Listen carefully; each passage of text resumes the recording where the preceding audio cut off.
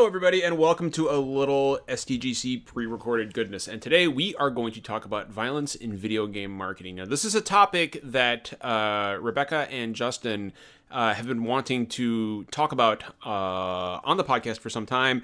And I thought, you know what? I haven't done any pre-recorded content in a while. I might as well join them because I've got a few things to say on the matter as well. So, Rebecca and Justin, how are you doing this evening?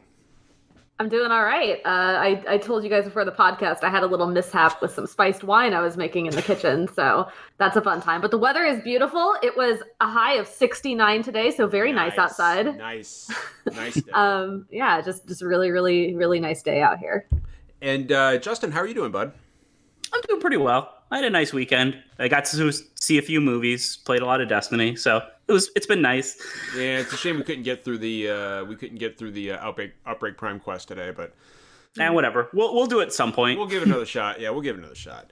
And as for me, I have literally spent this weekend doing absolutely nothing of importance at all. So it was kind of what I needed. You know, I needed a weekend where I just didn't do anything. So I've been playing Destiny and Dragon Quest, and I just started Phoenix Wright, which is awesome. I can't believe I slept on it for this long.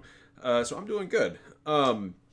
So what you guys wanted to talk about, see, I was under the impression that you wanted to talk about violence in games, but what you want to talk about is even more interesting. You want to talk about violence in games marketing. And I'll stop you there. I do think that two are intrinsically tied together in certain ways. So I think we're probably going to end up talking about violence being in games at least a little bit. Absolutely. We're gonna dash on it. But talking about violence in games is really hard. And I guess I'll just start by saying that talking about it at all in any capacity is really, really frustrating because there's just no fucking nuance on the internet, right? Yeah. I think there are really interesting conversations to be had about about games being violent at all and why games seem to be, I don't know, I don't have like scientific numbers or anything, but they seem to be, at least the very popular ones, seem to be disproportionately very violent compared to other forms of media. Like, I think if you put them up against the amount of films or novels that are out there, yeah, of course there's violence in the other ones, but I think that the very, very popular games tend to focus on violence, specifically gun violence. And I'm not like saying that in an effort to specifically condemn that. I think there are interesting questions to be asked as to why that is and how that came about. And some of those things I think are kind of accidental with just sort of the history of video games and kind of the nature of competitive games in general. Like, that's just something that sort of has happened. But yeah, it's been interesting over the years to see that evolve from kind of I guess like sort of maybe not an entirely incidental thing, but a sort of incidental thing to something that has become a marketable bullet point. Like things, it's a good thing if the game has really powerful guns and really, really graphic violence and all these other things on the box, on the back of the box or whatever. And I think it's interesting the way we've got here. And I think there are a lot of good questions to be asked about why we got here that don't necessarily turn us into what Jack Thompson or whoever that guy is talking about, how we're just destroying the youth and how John writing articles about how all our video games need to be censored. You know how that is. Well, and that's something that like, so in the context of this conversation, that's something I want to mention. Sorry. No. So it's difficult to have. This is why I'm glad we're talking about it, because it's difficult to have these conversations these days, because the minute you start saying, well, I'd like to have a conversation about violence in games and how it's portrayed and how we consume it, people automatically jump to, oh, you're trying to censor my games, and oh, you're trying to take away my violence. Relax. Nobody's trying to do that.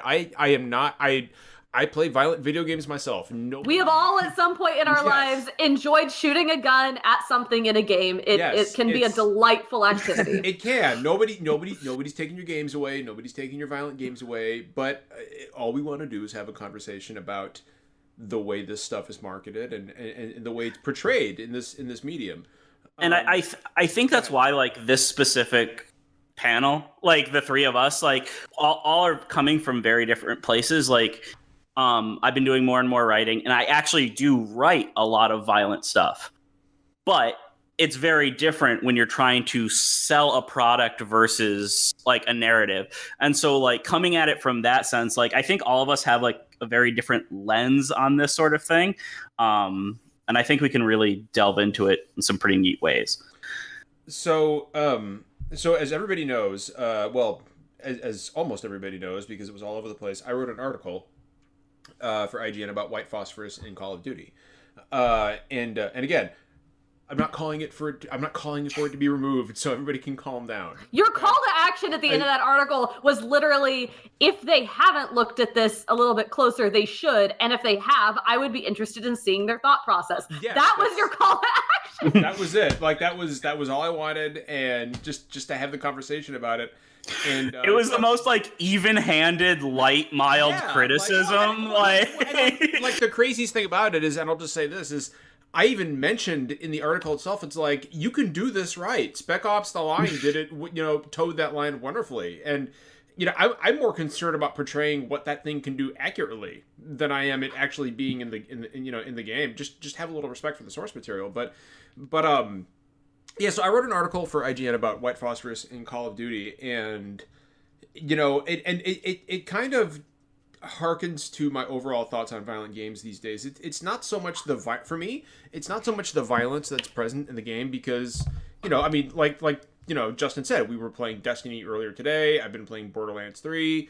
I do play violent video games. Having said that, I find that the older I get, the more and more concerned I get about, or not even concerned is not the wrong word, the more interested I get in how that violence is actually portrayed. Yeah. Is there a story behind it? Is there a meaning behind it? Which is why I just don't care for stuff like Grand Theft Auto is a great example. Like in Grand Theft Auto, notoriously violent game, you can hop in a car and do whatever you want. You can kill anyone you want. You can run over everybody you want. If that's your thing, great. But I am interested in, violence can be used to tell a story, right? Violence can be a useful tool when building a narrative. When you talk about violence in games, that's the kind of experience that I'm interested in. Telling a story with impact and telling a story with meaning. I think violence can be very effective in any kind of storytelling medium when it's used correctly. But when it's something like a white phosphorus in Call of Duty multiplayer, or something like a Grand Theft Auto, it's not something that interests me. I don't know. That's kind of, and I think my thoughts on this have evolved as I've gotten older. This stuff I used to think about this stuff in this context a lot less when I was younger.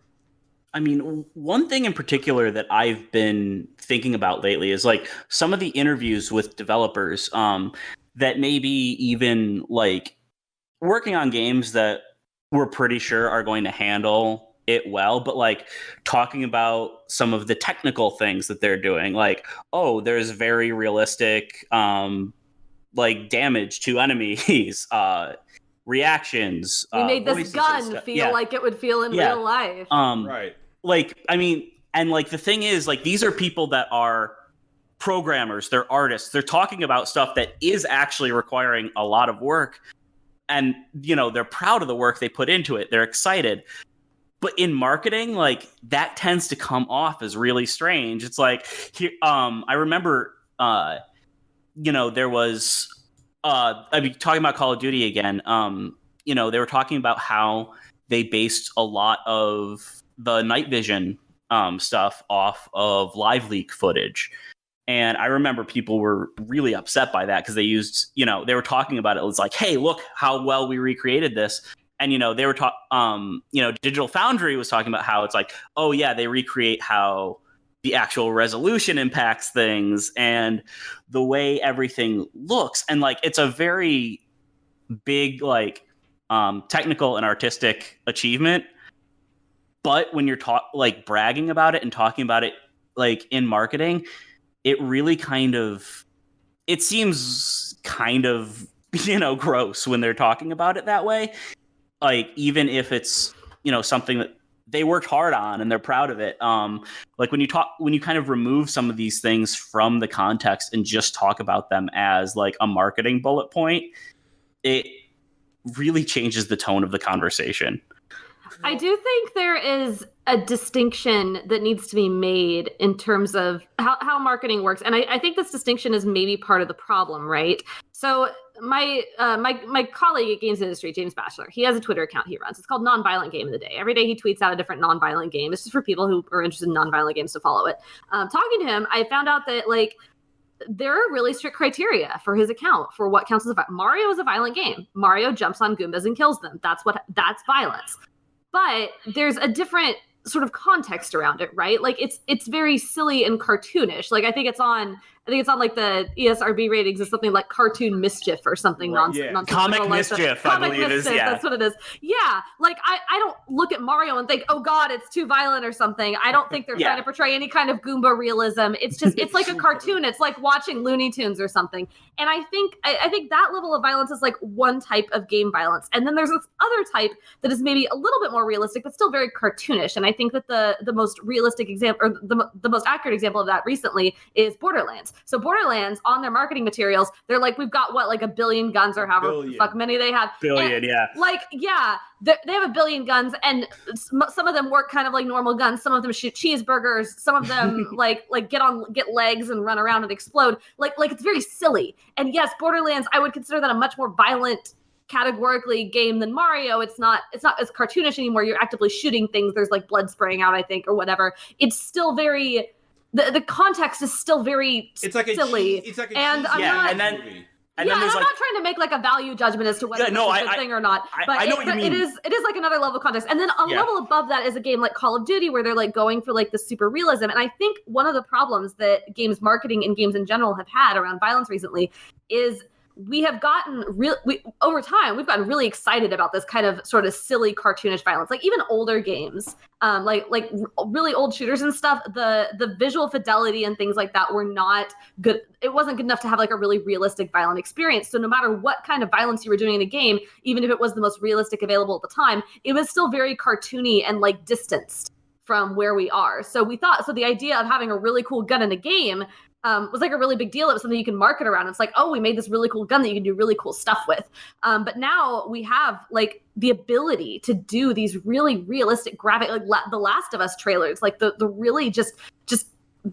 I really don't want to use the stupid fucking marketing term visceral, but that is how it feels in the Last of Us trailers. Like just that really like. The skin and the blood and the movement, and it's just a lot. And I think like the transition from marketing something as, oh, we've got all these guns and all this violence, and it's really cool, kids, has gotten a bit, it's kind of become distant from what we're actually seeing on screen. Like what we're seeing on screen doesn't feel cool anymore in the way that the marketing around those games is. Kind of. The marketing, I just want to make this point real quick. Yeah, go ahead. You mentioned The Last of Us. An interesting kind of dichotomy between The Last of Us and The Last of Us 2 for me has been the marketing. In The Last of Us 1, I remember very vividly, most of the marketing was, quick vertical slices of the game. Joel and Ellie hiding in a bathroom from a clicker. It was all very fast. It was all very video game. It was obviously, the content or the subject material was obviously very, very mature, but it was very video gamey marketing. I had a lot of people recommend The Last of Us Part 1 to me, saying that it was a game that I would absolutely love. And I personally am not a fan of very violent games. And so I have not played it, but having seen clips of it, I can't fathom why anyone would have recommended that to me. Because the story looks great, but I think it's one of those things that like, I just don't think you could stomach it from what I've heard. Because I don't think I could either. The goal of Last of Us is actually to have unsettling violence. They have said this. It's thematically important to the story. I have played the first game through 7 times, and like it's 6 years old at this point, and there's still stuff in that game that makes me extremely uncomfortable. I'm somebody that's pretty hard to make uncomfortable when it comes to violence and fiction. And that's one of the things that's been kind of strange in the way they've approached. And even just talking about the first game, like there was the big E3 gameplay demo was kind of where we first got the look, at it. And, Naughty Dog has done like the most violent thing that they had done was Uncharted, which is very like PG-13 action adventure game kind of he thing. just absorbs bullets. Yeah. And then all of a sudden we got this really, really intense demo at E3, which actually was censored compared to what the final game was going to be. Like they had to turn off dismemberment and stuff for that demo. What a weird idea that you have to turn off dismemberment. That's another thing I want to talk about because later, but like the end of that shows a character getting knocked down and Joel aims the shotgun and everybody thought it was going to fade to black and then you'd hear a gunshot like usual, but it shows him getting shot. And then, the audience cheered. And I remember there was this really interesting big debate. Were people cheering for the demo overall being a really impressive thing, or were they cheering for this violent act at the end? And so I'll take that, Justin, and use it as a springboard to kind of finish my thought with, The Last of Us 1 versus 2 in the marketing. We've talked about, how The Last of Us 1, the marketing was more or less, I just heard a cat. Sorry. No, please don't be sorry. No, I was just like, what, was that a cat? I want to make sure I wasn't going crazy. The marketing in one was very video gamey, whereas in like a large chunk, who here remembers from The Last of Us 2 that marketing where it was just 5 minutes of a woman getting brutally tortured? I actually didn't watch that because it was just an out of context cutscene, which I'd rather see in game. But yeah, there was a lot of talk about that. So I saw it, and Reb, I don't know if you saw it, but no, This doesn't sound like something Reb would go out of her way. It was literally a woman getting her limbs broken, and by a group of bandits, and it lasted for 5 minutes, and I was just like, man, I was like, this is no gameplay at all. That was the marketing. And we also don't know who any of those characters are. We don't. Yeah, no. The reactions to the stuff we've seen since then have had, Ellie in a lot of these situations, and she's a character. She's a character that we know. I've got ideas on who the woman is. I think it's probably Ellie's mom. To be honest with you, I think it's kind of obvious that's who that is. But it was mess. It was one of the most uncomfortable several minutes I've ever experienced in gaming, and it was just me watching a YouTube video. It was brutal, and there was a lot of talk about using this as a marketing tool for The Last of Us. And the reason I say that is, and the reason it's important now, is because just like Justin said, was the at the end of that demo was the audience clapping and cheering because it was a great vertical slice of gameplay, or were they clapping and cheering because a guy got his head opened up by a shotgun? And I think the answer is that for a lot of people, and you can see, look at the comments on my White Phosphorus IGN video. Like, violence sells. It's attractive to a lot of people. It is a viable selling point now. I'm sure we've all heard the term sex sells, right? Everybody's heard that term. Well, it's the same thing for violence. People want to consume violent content. And I think there's any number of reasons for that, which is probably a whole other conversation. But that's what sells. Like violence makes money. Look at Grand Theft Auto 5. Like Grand Theft, it's what the highest selling game of all time now. It's still regularly in top sellers. Right. 6 years after release. I would potentially argue that there are more reasons for that beyond just the fact that it's violent. But Grand Theft Auto is actually a series I'm not a fan of myself. But yeah, no, it's really interesting because like sometimes, and like also I think multiplayer kind of plays a big role in a lot of this.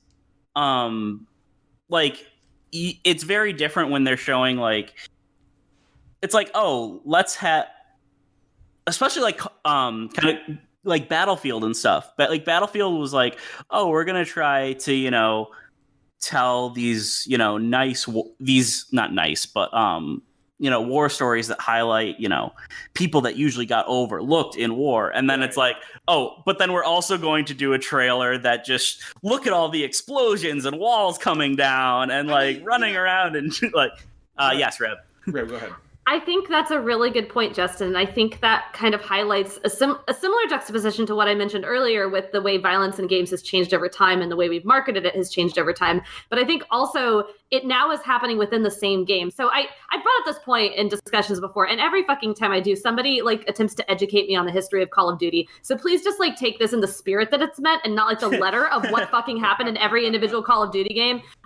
But the trend over time that I've seen broadly in Call of Duty, I have not played a ton of Call of Duty, but I've seen the marketing for them. I've kind of, I'm aware of the industry, is that the game has had moments where it was very story heavy and focused on telling a particular kind of war story. And it has also had moments where the game was mega focused on the multiplayer aspects. And that's what was popular. And the multiplayer aspects do not have a story. They involve either running around and shooting each other or running around with a squad and shooting other things. And those two things are now in the same game together, being marketed equally. And it is extremely weird to have the market, like it doesn't feel like a unified vision anymore. But it is extremely weird to have the marketing for a game talk about what a serious, realistic story it's telling about the horrors of war and how we're taking this very seriously and doing all this research. And then on the other side, hey, here's a really dumb gun you can shoot your friends with. Like, yeah, it's this, just, it doesn't jive. And this year with Modern Warfare, I think it's been even more apparent than usual because the original Modern Warfare, Call of Duty 4, I think was actually like a really intelligent, like surprisingly subversive game when it comes to dealing with war, and it's something that's been lost. That feedback a lot, yeah. And it's something that's really been lost in the series. And some of the things that they've talked about with the campaign is it sounds like they're trying to do that, and then all of a sudden they've been mostly focusing on multiplayer because they want to keep campaign under wraps, which I get. Yeah. But then they're like, oh, the multiplayer is just a playground. It's not the same thing, and it's such a weird dichotomy. Weird. And another point, I've mentioned this in a few different contexts, but like going back to Last of Us, which I feel like I'm harping on this game. It's one of my all-time favorite games. But the difference between and I almost think that maybe it might be the reason that it seems like multiplayer is getting a separate release from the story this time. Good thought. Because I remember the first game is very much about uncomfortable violence. And it's very thematically important to the story, and it handles that very well. And then in multiplayer, it's like pay $3.99 for a new execution to humiliate your opponent in multiplayer. Microtransactions fuck up this whole argument so much. Like we can't even get into the disaster that is. It's just like multiplayer modes, like with how competitive they are, and everybody wants it to be silly, even if it doesn't look silly. It just becomes like this really weird dichotomy where it goes back and forth from we want this thing to be taken seriously as real art, but we also want it to just be, oh, it's just a silly thing that you do with your friends in your free time. Like it's not like a real heavy situation. Right. So I wanted to, on the subject of violent video games, both, the games themselves and the marketing, excuse me. I also wanted to touch on something that Reb has been doing this year that I have found very therapeutic. Reb, you've made what have I been doing? Reb, you've made it a point to stream non-violent games.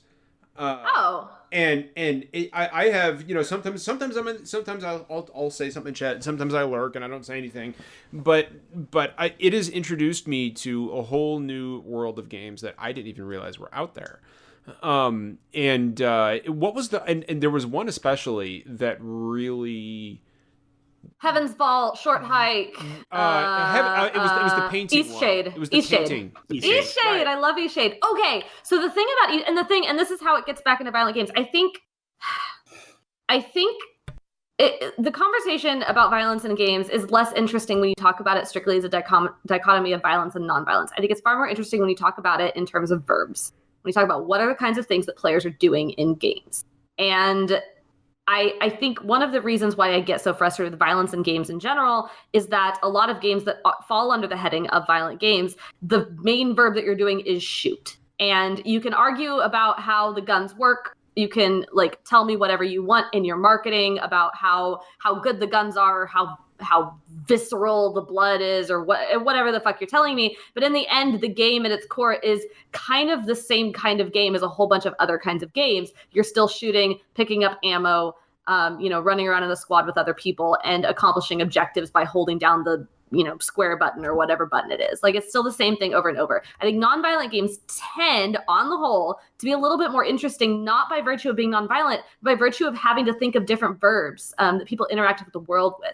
So Eastshade is all about painting. The verb is paint. You're painting, and you're walking around and talking to people while you're doing it. Yeah, it's a fucking walking simulator. But paint is your verb. That's how you see the world. That's how your character interacts with the world, and it's interesting. Heaven's Vault was another one I played this year, where the main verb you're doing is translate. You're translating language. That's what you do in that whole game. There are a whole bunch of, there's a game that I want to play here soon called Wonderlust, where it's mainly a text-based story game, but the main thing your character is doing is traveling. They're traveling and having all these different experiences. And there are so many games that come up with these other interesting ways to interact with the world. And as a result, developers and publishers then have to think of interesting ways to describe what they're doing to you or what you're doing in their games.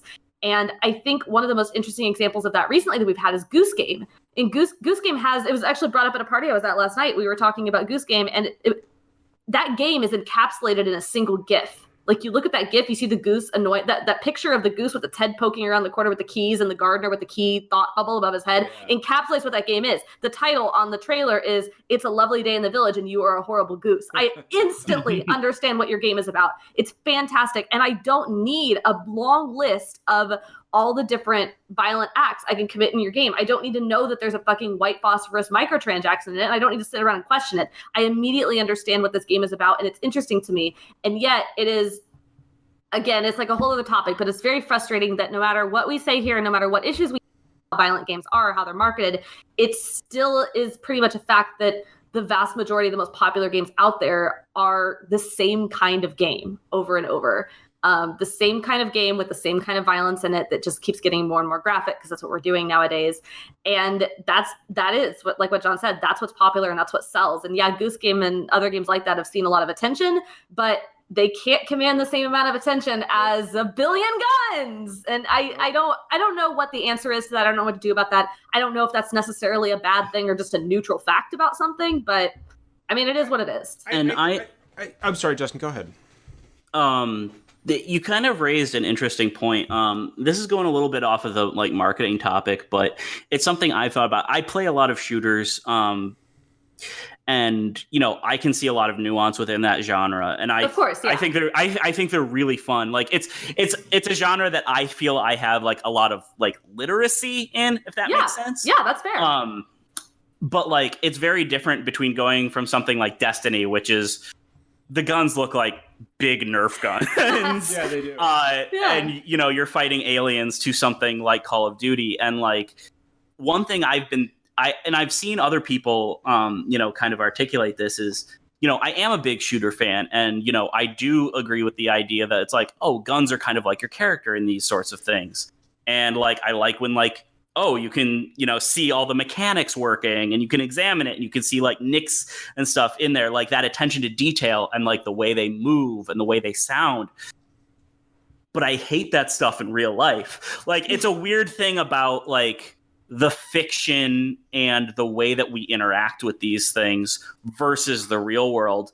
And it's like, every now and then I have like this moment where I'm like, oh, this is kind of messed up that I really enjoy this aspect, but like, would never want to come across this in my daily life. But it's a bit incidental, isn't it? Right? Like, there's that much nuance in shooters, and I realize we're getting like particularly into shooters here. Like, there are other kinds of violent games, obviously. Well, yeah. but there's that kind of nuance in shooters, because shooters are big, and people have money and time and energy to spend on making it. I love Stardew Valley. I love sim games. There are quite a few sim games out there. I'm not trying to complain that there's no sim games out there, but when you compare to the number of shooters out there, there are not a lot of farming sim games specifically, or just sims in general, like Animal Crossing, The Sims, things like that. There just aren't. What if we had that many, and what if that that many games had the kinds of budgets and companies behind them all making them so that we could have like really interesting kinds of nuance in what you could do in those games, really good attention to detail. Like the game that I always say that I wish I had was like a Cooking Mama crossover with Stardew Valley, where the focus is on cooking. I want like nicks on knives that I'm using to chop vegetables, and like really like a lot of nuance in the types of carrots I can find and grow. I want that. That would be so cool, but we don't have that because we basically have, I don't want to boil it down. This is super reductive. I don't want to just boil it down and say we basically have one type of game, but broadly, a lot of really popular games can kind of be classified into one or two kinds of games. And both of those kinds of games focus really heavily on the fighting and the shooting and the killing and the violence. And it's exasperating if you like other things. Yeah. Reb. And like, oh, sorry, John, you go ahead. No, I was just going to ask Reb. Reb, have you played, I think it's called Chef Battle Brigade? No, I haven't, but I've looked at that and I don't think it's quite what I'm looking for. Okay, because I'm just saying, like, it's a side-scrolling beat 'em up / cooking simulator. So.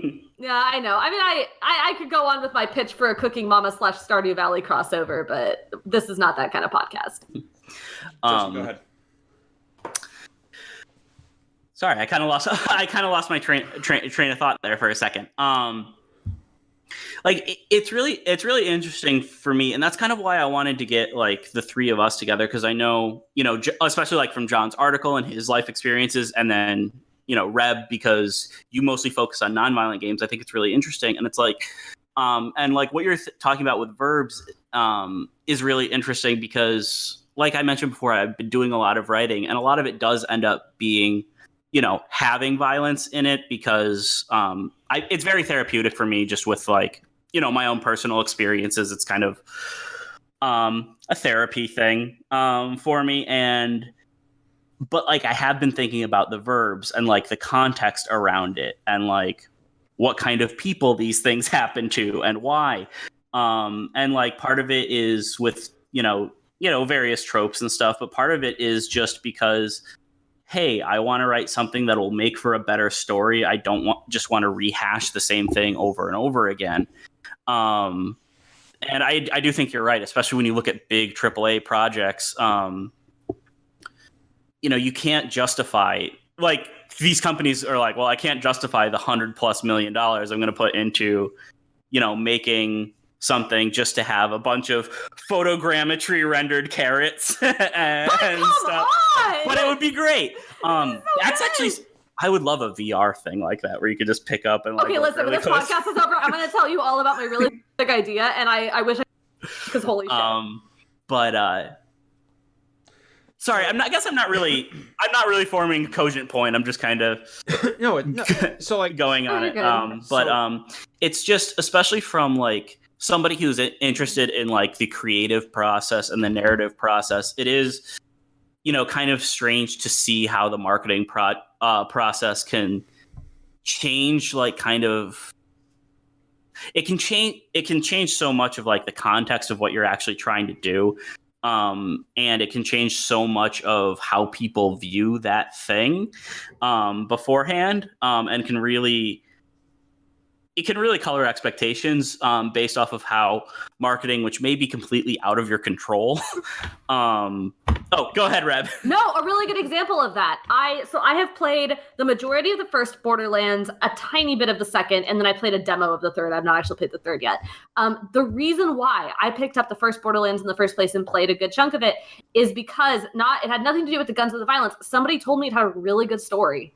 And I mean, this is like years ago. I don't really remember anything about the story of Borderlands, but I do remember having a really fun time. Like I was told it was a more story focused shooter than I usually like ran into. And I really enjoyed it. Like it was a really good time. And all the other things, the gunplay, the mechanics, all that was all in service to the story. And that was really interesting to me. And yeah, it was kind of a stupid, silly little romp. Yeah. It was problematic in many ways, as we now understand. Yeah. But it was still a really enjoyable time. And I think I don't remember how that game specifically was marketed, but I think someone telling me, hey, this game has a good story, you should play it, is very different from what I see now with Borderlands 3. Like, yeah, it's got kind of this story, but it's mostly about the billion guns. And again, very cartoonish, very silly, but it's just, it is different, and it definitely changes the way I think of that game. But by the way, this had a great story is the first time I've ever heard somebody say that about Borderlands. Yeah, me too. I don't think it had like a profound story or anything, but it was fun. Except for like Tales from the Borderlands. That's right. But that's a totally different type of game.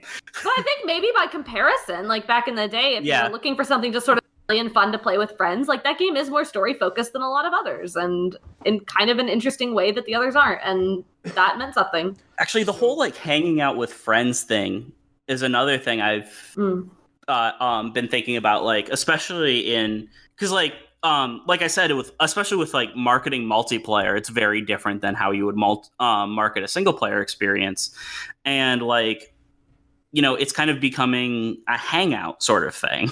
Yeah. And I think that's also why people, you try to do like these fun montages and like silly stuff like that. And I think it also might be kind of why some people get really defensive over it, because it's not just something they enjoy. Like, it's a hobby of theirs, and it's how they spend time with their friends. Like, it's become a social activity. I talked to a guy at an event I was just at this last week, and he said that he didn't classify Fortnite as a game anymore, classified it as a social network. And I don't agree specifically with that classification, but I think the point he was making was incredibly correct. Right. Yeah. And I mean, look at my son. Like, my son, I can see what he's played on Switch. He's played 40 hours of Mario Kart. He's played 425 hours of Fortnite. Yeah. On his Switch. But sometimes they'll just sit around and bullshit. They don't care. It's more of a I mean, they play a lot of Fortnite, but sometimes it's a chat room for them. And I found that very interesting myself. One thing I will say on the topic of violent games, and then we'll start to wrap it up here, is, as I mentioned this earlier, and I'll kind of circle back around to it. As I've gotten older, I have found that my tastes have changed. Like, for example, excuse me, I picked up Borderlands 3. Borderlands 2 was one of my favorite games of last gen, right? And even though I've got some serious misgivings about certain themes within the game, I thought okay, I'll try it out, play with my wife, and it's having I'm having a really difficult time staying invested in it, which is weird because it's more Borderlands, and you'd figure that's something I'd love since I love 2 so much, but I find myself increasingly being drawn to, I wouldn't even say necessarily less violent experiences as opposed to more meaningful, impactful experiences. More thoughtful. And a great example of that is today I played, in its entirety, I played through Sayonara Wild Hearts on Switch. It took me about an hour and a half. I've been singing the praises of that game since I played it back at PAX East. So I'll tell you this much. So it's an hour and a half long, and right now it is a strong contender for Game of the Year. It's wonderful. It is an absolutely sublime experience. The game, it doesn't require, there's points to rack up, you can die, but it just drops you right back in. And there's no penalty. You can do it, try it as many times as you want. It lasts an hour and a half. It is gorgeous. It has an incredible soundtrack, and it's narrated by Queen Latifah, which I thought was cool. But the end of the game, I won't spoil it for anybody, but the end of the game, living with my wife who has multiple health ailments right now, really, really hit home for me in a really personal way.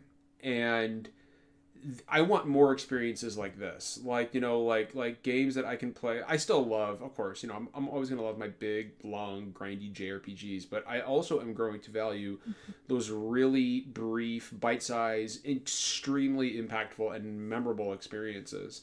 Sayonara Wild Hearts told an incredible story of a woman's journey to find herself again, with minimal dialogue, and an incredible music track. And with every boss fight in the game, I knew exactly what that boss fight represented within that person.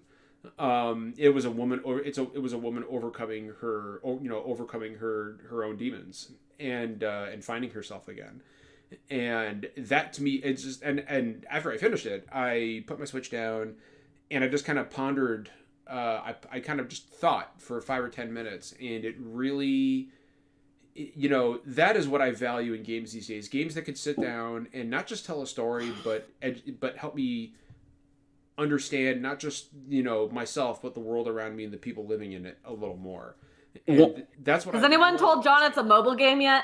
Hey, it's John got to play it on his Switch, so it's automatically a great game. Yeah.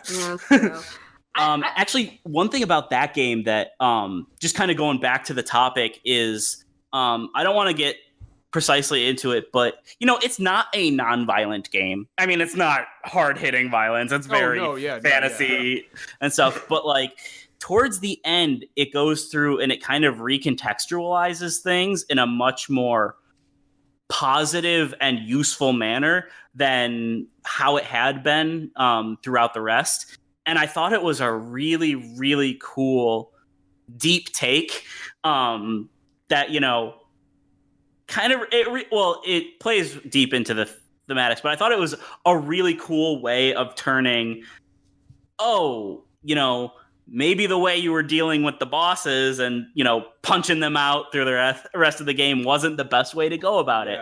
And that was a very cool part of that for me. Honestly, this is going to sound cheesy as hell because anyone who's hung out with this game community knows that it's just the fucking cheesiest thing to ever say. But Undertale was honestly one of the most impactful games that I've ever played. I had up to that point mostly played. I've never been like super into really hardcore violent games, but I'd been playing some Assassin's Creed recently. I was shortly after I played Borderlands. I'd played most of the generic games that everybody had played up to that point.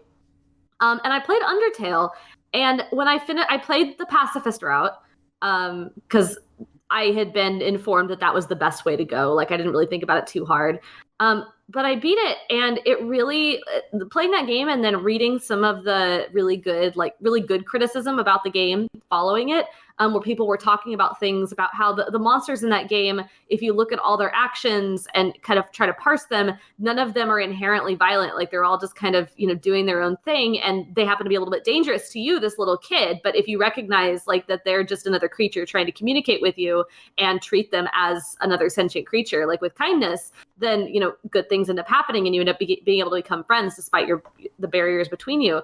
And that game really like changed how I look at games. And it's very dumb. And I know if there's people who are listening to this who will probably think like, wow, she can't just fucking enjoy a video game for what it is. But I will play games now sometimes. And it frustrates me when the very first action I have to take is being violent towards something else. I can respect like needing to self-defend from something that is actively harming me. But I don't remember what JRPG it was recently, but there was a JRPG that I played in the last like year or two where I think it might have been I Am Setsuna, where the first encounter is you coming up and attacking something, like specifically just because it's standing around. And I don't remember what I think it was I Am Setsuna. It might have been something else. And that really stuck with me. That really bothered me. I was like, why do I need to inherently be an agent of destruction in every game that I play? I want more games that give me the ability to be very kind to people. And that was actually something that I thought about with Destiny's Sword, John. That was the game that you and Derek consulted on. Because it was a combat situation. Yeah, you're fighting these enemies or whatever. But in spite of the fact that it is a game focused around combat and violence, it's also a game about being kind to the people around you and taking care of them and nurturing them and making sure that they're okay. And I want more games that let me be kind. I want more games that let me interact with the world in a way that creates things and builds things up and nurtures things and makes things better than they were before, as opposed to everything always having to be about violence. And I think maybe it's kind of this is like maybe a topic for philosophers or something, but maybe it's kind of a reflection of our world that like, I don't know, we got to solve all our problems by like yelling and I don't know. And I know that's like that's kind of a reductive solution, right? Like sometimes you have to fight back. Sometimes you do, but I don't ever want that to be the first choice. And Undertale really changed my view on that. Sorry, that was kind of a tangent. I think the obvious answer here is Nintendo just needs to bankroll a sequel to Nintendogs. Just give us a Nintendog sequel, and there you go. We'll go ahead and wrap it up here. I want to reiterate to everybody who may have listened to this that look, again, nobody's calling for anything to be censored. Nobody's calling to take your violent games away. And I feel like in today's climate, it's a real shame that we have to add these caveats multiple times whenever you have these discussions. But now, I mean, they're also not gonna help. Like the people who argue those things are like, what was it, Reb? You cut out. The people who are arguing those things are arguing them in bad faith anyway. Right, so. exactly. So yeah, it's but Justin, go ahead real quick. Oh, sorry. I was just scratching my head. I wasn't raising my hand. Okay. I had an itch. I thought you wanted to say something. No, sorry. Go ahead. No, I just wanted to ask either of you if you had any last thoughts, any last words that you wanted to throw out about this. More verbs. That's my thought. Justin, what about you? No. Yeah, we kind of did stray a little bit from the original topic, but I think we had a really, really good discussion, and I really do like, examining this sort of thing, especially from someone who is mostly pro-violent fiction and violent media, but like we still have to have some level of accountability and reflection on those things. Like they can't just be, something we throw out there and don't accept, comments or criticism on. So I'm glad we can have talks like this. I guess my last comment will be, I think what I've learned about myself, especially as I grow older, is that for me, and it doesn't matter if the medium is television or movies or games, for me, violence for the sake of violence is a pretty boring thing. It just bores me. So I don't mind. I don't mind a violent. I don't mind something violent if it's telling me a story or if it serves a purpose. But something that's incredibly violent simply for the sake of being incredibly violent is something that just no longer really is able to hold my interest. Our world is inherently violent. There's no way that we can tell stories as human beings without talking about the things that are in our world. And violence is something that's in our world. Right. But I think, I don't know. I don't know what the future of gaming is going to hold. I hope that we continue. The indie scene has been really good about this. I think we're also seeing, we've always seen AAAs do nonviolent games as well. I'm looking at my desktop right now and I've got Forza and The Sims, and those are fantastic. But I don't know. I hope we see a little more, as games get more and more realistic and are able to tell more and more realistic and serious stories, I hope we get the same amount of consideration for what that means, and maybe a little more consideration from the marketing department in terms of whether they want to sell weapons of war as microtransactions to children. I agree. 100%. That's a great point, Reb. All right. Well, I guess we will go ahead and wrap it up here. And I want to thank everybody for kind of checking us out and listening to us talk about video games, and especially to the people who tune in to us every Thursday night. We really appreciate everybody who shows up in chat. And I will remind you that SDGC does go live every Thursday night at 9 p.m. Eastern Standard Time. And we also have our 24-hour live stream coming up where Derek, our producer, is going to be driving to my house for the weekend. We're going to be doing a live podcast with me and Derek here in the same room. And then on Saturday we're getting up at 6. At 7 a.m., we are starting our 24-hour live stream to raise money for children's hospitals for Extra Life. 24 hours of playing some good games, some really bad games, and we're probably going to get really drunk, and it's going to be a really good time. So I hope everybody is excited about that. And if nobody has anything else, take care of yourselves, and we will see you on Thursday night.